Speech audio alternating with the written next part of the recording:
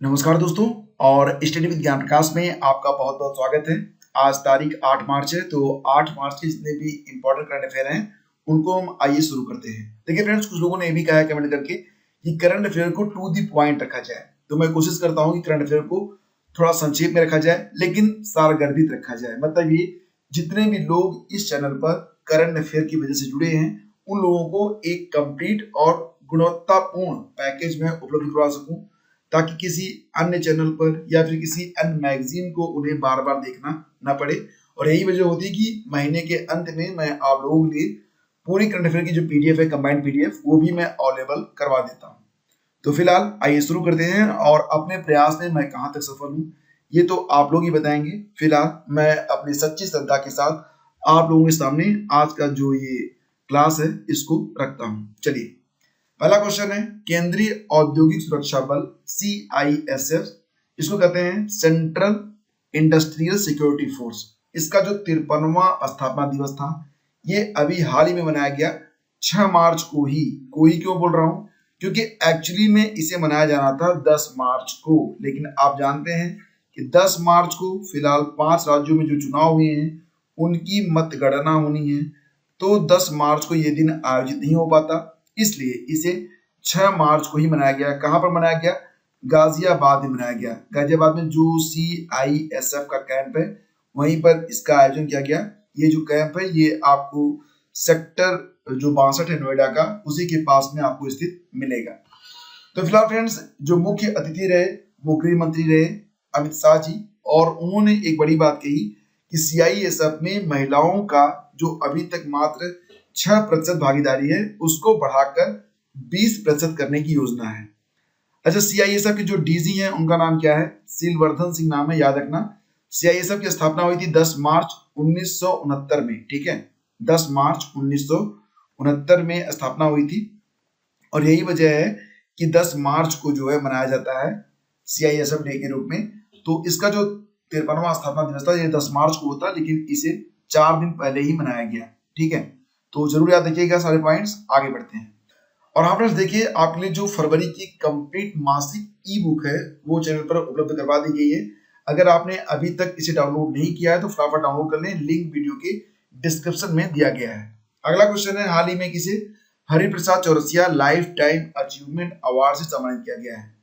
हरिप्रसाद चौरसिया जो थे ये एक जाने माने बांसुरी वादक थे, आप लोग जानते होंगे। इन्हीं के नाम पर ये award Hariprasad Chaurasia lifetime achievement award के नाम से दिया जाता है। और 2022 में ये अवार्ड दिया गया उस्ताद अमजद अली खान को। ऑप्शन बी यहाँ पर करेक्ट है। तो उस्ताद अमजद अली खान को 6 मार्च 2022 को Pandit Hariprasad Chaurasia lifetime achievement award से सम्मानित किया गया है। अच्छा, ये जो उस्ताद अमजद अली खान जी हैं ये क्या बजाते हैं? ये सरोद वादक है, ठीक है, सरोद।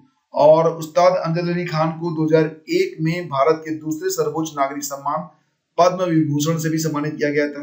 भारत का जो पहला सर्वोच्च नागरिक सम्मान है वो आप जानते हैं भारत रत्न है। उसके बाद दूसरा सर्वोच्च नागरिक सम्मान है पद्म विभूषण, जिससे 2001 में उस्ताद अमजद अली खान जी को सम्मानित किया जा चुका है। प्रधानमंत्री मोदी ने कहां पर मेट्रो रेल परियोजना के 12 किलोमीटर लंबे खंड का उद्घाटन किया है? तो इसका आंसर हो जाएगा हाल ही में पुणे में, यानी कि विकल्प ए यहाँ पर करेक्ट है। और पुणे में इस मेट्रो रेलखंड के उद्घाटन के साथ साथ ही पुणे के नगर निगम परिसर में छत्रपति शिवाजी महाराज की प्रतिमा का अनावरण भी किया गया। ये जो प्रतिमा है यह 1850 किलोग्राम की है, गन मेटल से बनी है, और इसकी जो ऊंचाई है वो 9.5 फीट है, ठीक है। तो ये जरूर याद रखना आप। आगे बढ़ते हैं। स्टडी इन इंडिया 2022 ये जो बैठक हुई इसका उद्घाटन कहां पर किया गया? काठमांडू, ढाका, कोलंबो या फिर नई दिल्ली? सही आंसर इसका हो जाएगा ऑप्शन बी। इसका जो उद्घाटन है वो ढाका में किया गया, तो ऑप्शन बी यहाँ पर करेक्ट है। देखिए फ्रेंड्स, भारत और बांग्लादेश के बीच शैक्षिक आदान प्रदान के लिए यह आयोजन किया गया है। इस कार्यक्रम का आयोजन भारतीय उच्चायोग के द्वारा किया गया और इसका उद्घाटन बांग्लादेश में जो बांग्लादेश की शिक्षा मंत्री हैं डॉक्टर दीपू मोनी जी के द्वारा किया गया है। ढाका के इस शिक्षा मेले में भारत की कुल 19 शिक्षण संस्थानों ने प्रतिभाग किया है और इस प्रोग्राम को 2018 से ही शुरू किया गया था। किसके द्वारा? शिक्षा मंत्रालय के द्वारा। वर्तमान में हमारे शिक्षा मंत्री कौन है? धर्मेंद्र प्रधान है। जन औषधि दिवस हाल ही में कब मनाया गया? देखिए फ्रेंड्स, 1 से लेकर 7 मार्च तक मनाया गया था जन औषधि सप्ताह। और 7 मार्च को क्या मनाया गया? 7 मार्च को मनाया गया जन औषधि दिवस। तो सही जवाब यहाँ पर ऑप्शन डी है। तो देखिए, इसका जो उद्देश्य है वह है देश के लोगों को जेनेरिक दवाओं के प्रति जागरूकता और विश्वास को पैदा करना। इसका जो मुख्य कार्यक्रम रहा वो 7 मार्च 2022 को नई दिल्ली के विज्ञान भवन में आयोजित किया गया। और इसके आयोजन के समय हमारे जो केंद्रीय स्वास्थ्य और परिवार कल्याण मंत्री हैं डॉक्टर मनसुख मंडाविया के साथ साथ रसायन और उर्वरक राज्य मंत्री भगवंत खुबा भी उपस्थित रहे। पहली बार इसका आयोजन 2019 में किया गया था। किसके द्वारा? Pharmaceuticals and medical device bureau of India के द्वारा। अगला क्वेश्चन देखते हैं। एक किताब आई है द ब्लू बुक। तो द ब्लू बुक के लेखक कौन है? देखिए फ्रेंड्स, ये जो किताब है इसमें लॉकडाउन के अपने अनुभवों को उकेरा है अमितोव कुमार ने। विकल्प ए यहाँ पर करेक्ट है। तो इसी के साथ आपको याद होगा कल के करंट अफेयर में मैंने आपको पढ़ाया था कि किताब आई है दीपक चटर्जी की जिसका नाम है the millennial Yogi. Millennial Yogi, millennium नहीं, मिलेनियल, ठीक है। और एक किताब और है मिथिलेश तिवारी की जिसका नाम है उड़ान एक मजदूर बच्चे की। तो तीनों किताबों को याद रखना, एग्जाम के लिए काफी इंपॉर्टेंट है। हाल ही में श्रीलंका और इंडिया के बीच एक नौसैनिक अभ्यास का आयोजन किया गया स्लीनेक्स नाम से। तो स्लीनेक्स का आयोजन कहां पर किया गया? और तो यहाँ पर मैंने आपको क्लियर कर दिया कि ये जो आयोजन होता है ये श्रीलंका और इंडिया मिलकर करते हैं। तो भारत और श्रीलंका ने मिलकर इसका आयोजन भी किया था विशाखापत्तनम और बंगाल की खाड़ी में। 2022 में इसका 9वां संस्करण आयोजित किया गया। श्रीनेक्स मतलब श्रीलंका इंडिया नेवल एक्सरसाइज, और ये इंडियन नेवी और श्रीलंका नेवी के बीच में आयोजित होता है। पहली बार इसका आयोजन 2005 में किया गया था। अच्छे, भारतीय सेना का जो INS किर्च जहाज है वो इसमें प्रतिभाग करेगा। भारत श्रीलंका मिलकर मित्र शक्ति नामक एक युद्धाभ्यास और भी करते हैं। इसका नाम याद रखना, भारत और श्रीलंका के बीच में होता है मित्र शक्ति। अगला क्वेश्चन देखते हैं। हाल ही में किसे मरणोपरांत नारी शक्ति पुरस्कार से सम्मानित किया गया है? तो मरणोपरांत नारी शक्ति पुरस्कार प्रदान किया गया है किसको? तो यहाँ पर सही जवाब हो जाएगा आपका किसका?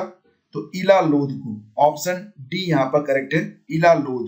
देखिए फ्रेंड्स, अंतरराष्ट्रीय महिला दिवस पर विभिन्न क्षेत्रों में अनुकरणीय और उत्कृष्ट काम करने वाली 29 हस्तियों को नारी शक्ति पुरस्कार से सम्मानित किया जाएगा।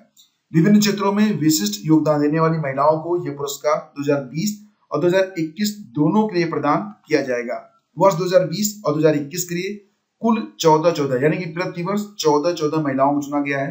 तो कुल 28 पुरस्कार दिए जाएंगे, लेकिन महिलाओं की संख्या 29 है क्योंकि एक पुरस्कार पर 2 महिलाओं को चुना गया है। तो फ्रेंड्स, इनमें प्रसूति विज्ञानी और स्त्री रोग विशेषज्ञ त्रिपुरा की रहने वाली इला लोध जी का नाम भी शामिल है। अगला क्वेश्चन देखते हैं। मार्च 2022 में फेट ने किस देश को अपनी ग्रे लिस्ट में शामिल किया है? फेट का मतलब होता है फाइनेंशियल एक्शन टास्क फोर्स। अच्छा, इसका हेडक्वार्टर कहां पर है जरा बताना, आगे मैं आपको बता रहा हूं। फिलहाल यहाँ पर फेट की जो ग्रे लिस्ट है उसमें नया नाम संयुक्त अरब अमीरात का जुड़ गया है। तो ऑप्शन बी यहाँ पर आपका सही है। फेट की स्थापना कब हुई थी? 1989 में। हेडक्वार्टर कहां पर है? पेरिस में है। और कुल सदस्य देश इसमें कितने हैं? 39 है। आतंकवाद की फंडिंग को रोकना इस समूह का, इस संस्थान का मुख्य उद्देश्य है। और हाल ही में यूएई को ग्रे लिस्ट में डाला गया है। क्यों डाला गया है? आपने देखा होगा कि इसमें रूस ने यूक्रेन पर जो हमला किया हुआ है, तो इसके लिए जब UNSC में जो वोटिंग चल रही थी उसमें यूएई भी भारत की तरह तटस्थ रहा, भारत और चीन की तरह। तो फिलहाल यूएई तो ग्रे लिस्ट में पहुंच गया है। आगे बढ़ते हैं।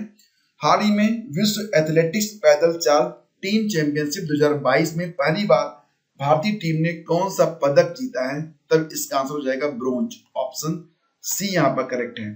भारत की भावना जाट, रवीना और मोनिता प्रजापति ने विश्व एथलेटिक्स पैदल चाल टीम चैंपियनशिप में कांस्य पदक जीतकर इतिहास रच दिया है।